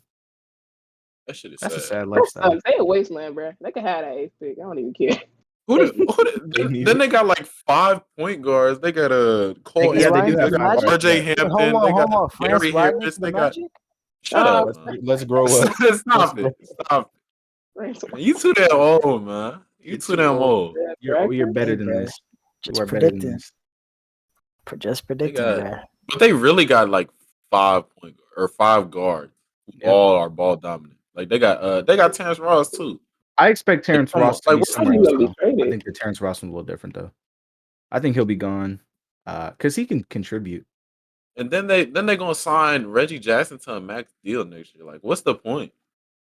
They about to do like you remember the Thunder 3 guard lineup? They about to run a 4 guard lineup with Jonathan Isaac playing center. That shit is hell. And they trade that Franz Wagner picking. Trade Wendell for Kemba Walker. Oh wow. That's insane. Oh yeah, I don't know if we covered this. Kemba Walker got traded to the Thunder. Oh yeah, we did it last episode. Oh, okay, we did. Okay, yeah, last time. I wasn't sure. Nothing else has happened, right? Shout out to the Thunder for building a championship team. Shut up. Also, there was like those little kicking around rumors. I haven't watched the episode of the Zach Lowe podcast. I think they said that it was on where they said there was a possibility of a Shea trade, but I don't think that's real. Please no, please. I don't do that. I don't think that's real. Gonna trade him in the draft. Paul George into 10 picks. And then Shea into 5. Shea into yup. And then what if they get nothing out of any of those picks? That shit I would wouldn't be be surprised crazy. at all. Sam Presti. Sam Presti trick y'all, man. He trick y'all. He Don't didn't trick draft me. France Wagner. Watch Alrighty, this, yeah. bro. Just watch. Exactly what they got the 6th pick. That man, France that man, Wagner. They about to draft That man Davion had- Mitchell and Franz Wagner. that man had generational talents up the ass. Like he had 3 generational of them. James Harden, Kevin Durant. Pissed it all away. He drafted all of them. Russ. By the He way, had traded Russ that man for PG. Kevin Harden. Nasty. Oh, he had Russ PG, and that shit didn't turn into anything. They couldn't even get out of the first round. He Watch, 'cause had look. who else he had? He had Surge. He had top to bottom really good teams. Cameron Payne. And Jeremy they Jeremy He has Grant. to do Sabonis. Victor Oladipo. Sabonis, One Victor final. Oladipo. Bonus. One One finals, finals appearance. And I think one 4 Western conference Conference appearance. oh yeah. 4 and then 1 win, but only 1 win. Exactly. 1-3-1 Like, lead that blown. shit- So. Come on, man. Do better. Yeah, they sorry. Presti trick Yeah. y'all, man. Presti tricked the league. Because he can't hire a good coach. He's a trick the league. He's I would say he deserves the award for the Trick the League Avengers. He's definitely on there. The Avengers, man. Trick the league. We gotta come up with that, man. We're gonna throw that together for the next episode. Trick the League Avengers. That's so stupid. Trick the Oh league. man, man. They didn't Ball gotta gonna throw be that on edit there. together. Is that really? Especially after we come back on and they blow to 3-1. Fact. Oh man. We're gonna be finals preview. Chris Paul slander will It's be gonna like be at Hawks versus other Clippers world. finals. Imagine. That'd be so That'd be crazy. The Hawks in the finals, bro. I would love to see You the know, Hawks in the finals. It's not gonna happen though. The NBA gonna let the Nets back into the playoffs. It's the ratings now, or whatever the hell they talking about. No, I think it's actually the highest ever, or like the highest since like 2001 or something. I know. The bum If is you, out. telling you, niggas if are you tired listen of to The bum. if you listen to the media outpost or whatever, they will tell you that the league nobody watching the games. Well, because you know what it that's is. how they You know, tell it. you Nobody know what watching it no is. basketball game. It's not that no one is watching the games. It's that no one is Watching it, there's no quote, LeBron illegal. propaganda for them to make anymore. That There's shit no lame. Steph Curry bait articles for them to write anymore because these guys aren't in the league. They're actually forced And to. then- And some of these analysts are forced to actually do their job now. Yeah.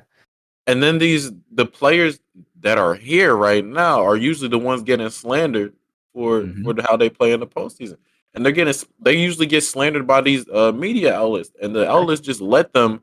They just let the slander happen, and then nothing about PG then they encourage that shit. Falling. Exactly. Super hooping. And the shit lame because they was talking about Trae Young not even that good a year ago. They was talking about Giannis can't get past the Heat because all you do is build a wall. All I'm saying is if Twitter user Bossman99 was there, the Bucks would not be getting ready to go to the finals. Oh, come on. All right. Honestly, I'm not. Listen, I'm not saying they're racist, but that's some racist ass shit to throw some money to Myers Leonard but refuse to give money to Jay Crowder. That's a story for a different time though. And now look at him sitting in them ugly ass Sherbert uniforms at home. And then the problem is they want to lift up Chris Paul of all people to this pedestal of being the greatest point guard of all time we've ever seen. CP3 leadership, all that bullshit. The point guard, the third best point guard of all time, the point guard. Like, why are y'all doing this shit? Like, the most complete player of all time since Michael Jordan. The point guard, man. Like, do better. Like, this shit's sad. Like, watching the media go outside like this is really sad. I think it's warranted, but also I think the level at which they're doing is disgusting because I already know if the Suns win the championship, it does not matter how many points or assists Chris Paul averages. He could literally be a detriment to them, right? And he's still going to win Finals MVP. Shit is sad. Which is Clip Paul out there. And then the worst part is, from what I'm seeing, is it's the same media outlets that was letting Paul George get slandered. They'd be like, Paul George posts a 40-point 13 rebound game. They talking about some, man, no more pandemic P or like some shit. They'd be like, Oh, y'all not talking about Paul George now? Like y'all were the people. You were niggas. Like, come on. Like, this shit's sad. I think like one shit, I forgot what I was about to say. That's funny though. Oh yeah, like with the like the sources and stuff. It's just so funny because they, even though it's them, right? Because they're in it to make money, not to be to have journalistic integrity. So they have to play both sides of the cards, and it's so funny too because when they do it on Twitter, you can literally just keyword search just certain words and just find their tweet from 8 months before then, doing the same shit. It's so funny. Like, that shit is so lame. And Yeah, then they're talking and about then what's that nigga name? and then Like Skip. It'd be in there like, who made this, bro? Like, who made this? Oh yeah, what you talking about? Shannon? That man is lame, bro. That man is who lame. made this? he got a 17-year-old with Photoshop on a laptop tied up in a basement. Photoshop of that man. He's 53 years old doing that shit. Like, come on, man. You too I damn remember old. that man Skip Bayless being there talking about. I forgot what he said, bro. Bruh, That shit is Stephen A. Smith.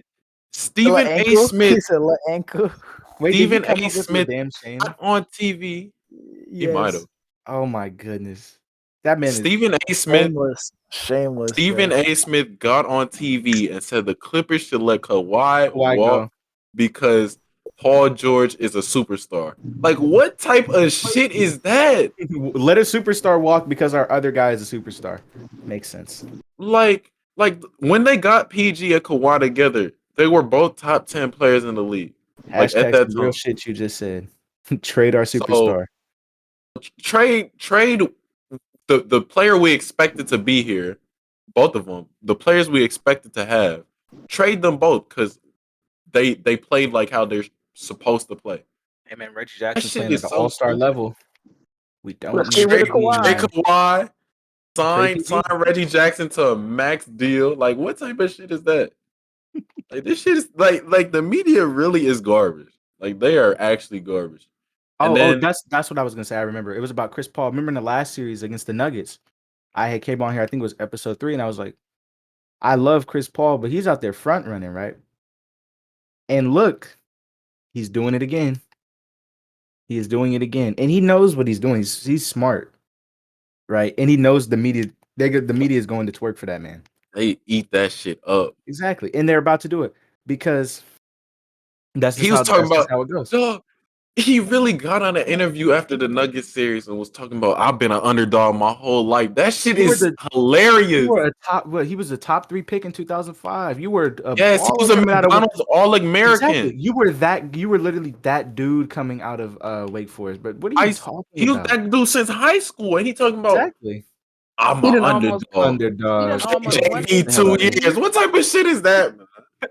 What type of shit is that? MVPs, but almost went to the finals, and he's still an underdog, man. Chris Paul, he be tweaking. That man Chris Paul is something else, bro. That and like we seen like you don't have to lie he to been us, this way. He been this way. Like, he really been acting like this. It's just, they don't. I don't know, man. He's something else, bro. He's talking about something. I've been an underdog. Like, come on, man. And the media was eating that shit up. They was like, yeah, Chris Paul really been an underdog. Like, no, when? You are not. When? It's ridiculous, man. I'm tired of the NBA media. That shit is stupid.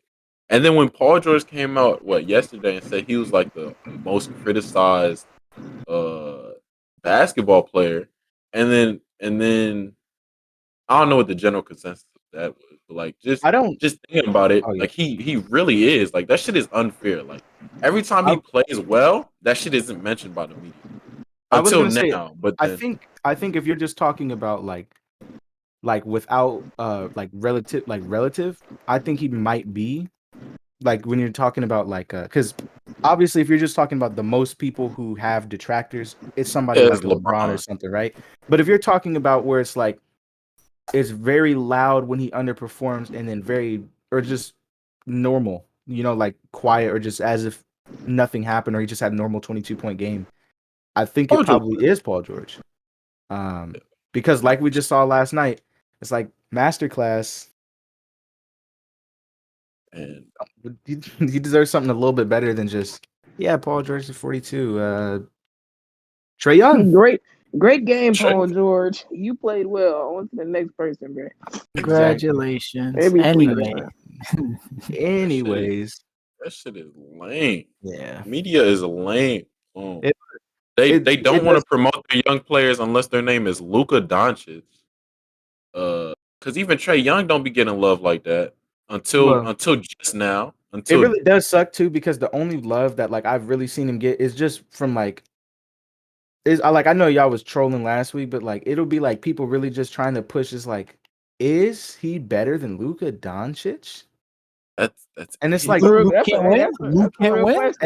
And it's like yeah, exactly. And it's like you know what you're doing because you're setting him up for when people look at it critically and use their brain and they're like, well, no, he's not the better player at all. Yeah, and it's like it sucks that the only time that I like Trae Young really got talked about was when people were contemplating on. I remember this is like an episode of First Take. They were talking about him being a bust potential, especially in his rookie year. Remember, he was struggling early on to get those shots. It was because of his height, really.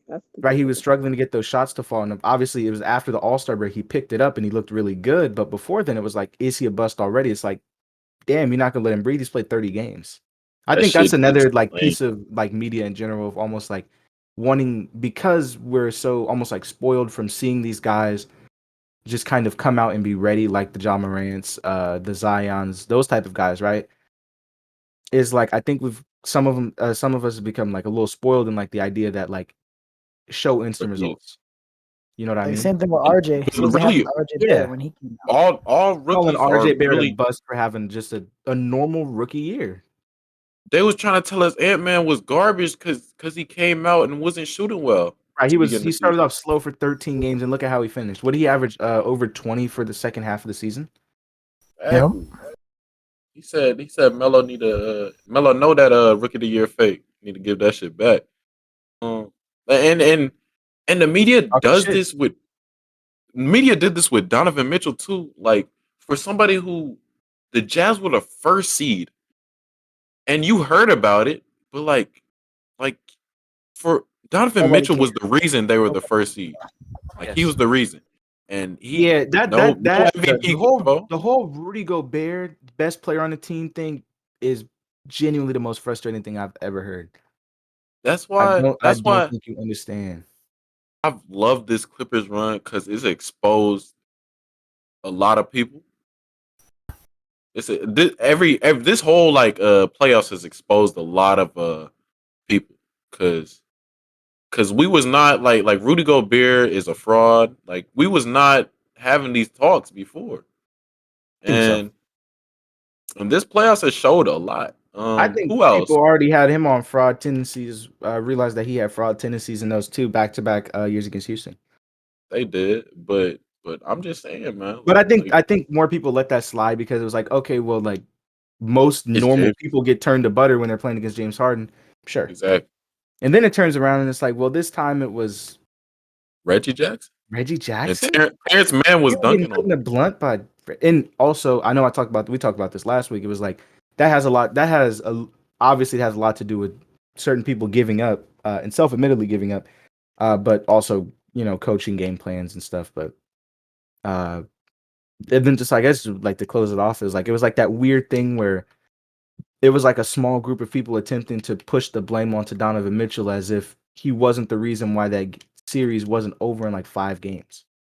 Exactly. Or 4 even. Like if he falls down to earth or has a down series, that series it's over. Don't win. Like he didn't have the great fourth quarters like you would expect from somebody as good as him. He ran out of gas. It's like I need somebody else to. I need something from as normal players. Even Luka did that shit. Yeah, exactly. It's like, okay, I'm running out of gas now. And look, teams that are built to win championships have those guys. The Clippers, even without Kawhi, it's like, okay, well, I'm running out of gas. Here comes Reggie Jackson to knock down a timely 3. Here comes Marcus Morris to knock down a 3 real quick. But when you're playing with a bunch of jackasses, bro, it's not there.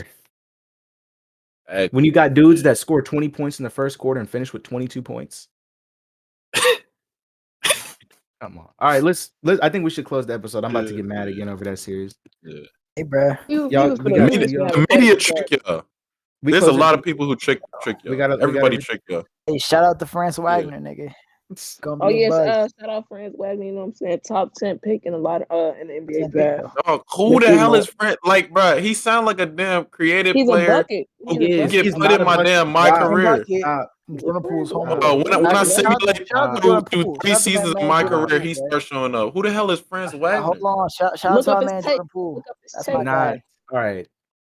Anyways, we're gonna go ahead and get out of here. If you enjoyed this episode shout of the Hands Podcast, shout out all them boys. You enjoyed this episode of the Hands Five Podcast, man. Hit that like button, hit that sub button. Y'all already know what it is, man. Hands Five, we out. Noti button too. Yes, sir. Y'all are beautiful people.